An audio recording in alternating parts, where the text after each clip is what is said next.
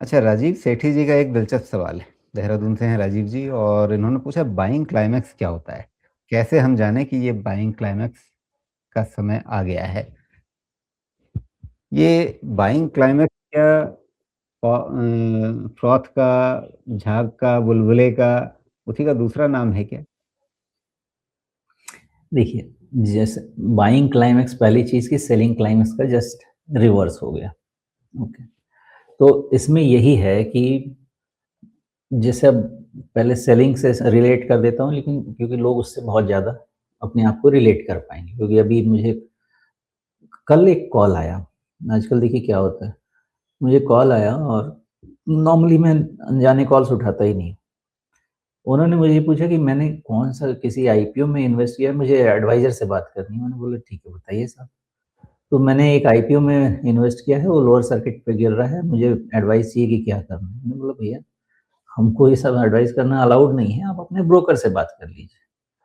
तो उन्होंने बोला आप तो एडवाइज़र हैं। मैंने कहा हाँ, मैं हूँ, लेकिन हम एडवाइस आपको सिर्फ़ फ़ोन पे नहीं कर सकते हैं, हमारे कुछ प्रोसेसेज़ होते हैं, आप अपने ब्रोकर से बात करिए।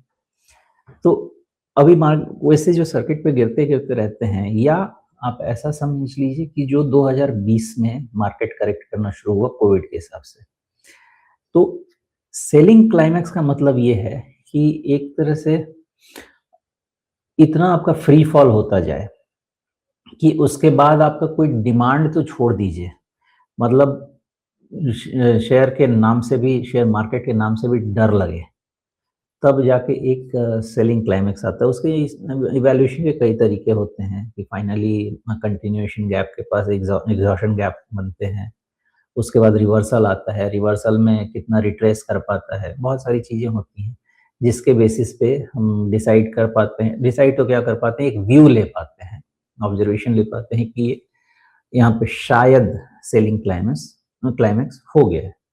वैसे ही आपका बाइंग क्लाइमेक्स मतलब आपको जैसे मेल्ट डाउन बोलते हैं ना, वैसे ही मेल्ट अप होता है।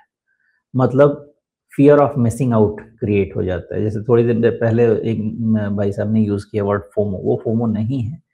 फोमो तब होता है जब आपका प्राइस किसी भी तरह से ना वैल्यूएशन को सपोर्ट करता है और ना एक इंसेसेंट रन दिए जा रहा है ऑन द अपर साइड। तो मल्टीपल रन हो गए, मल्टीपल रन होने के बाद एक बार अब वहाँ से यू टर्न लेगा। मतलब उस शेयर में हो सकता है कि अब सबको हो गया इतना प्राइस के पास ये डिसइंटरेस्ट हो जाएगा। तो वहाँ पे जाके फाइनली उसका बोला जाता है कि this is the selling climax buying climax. अब इसके बाद यहाँ से इसमें कोई बाइंग नहीं आएगी, रादर करेक्शन शुरू होगा।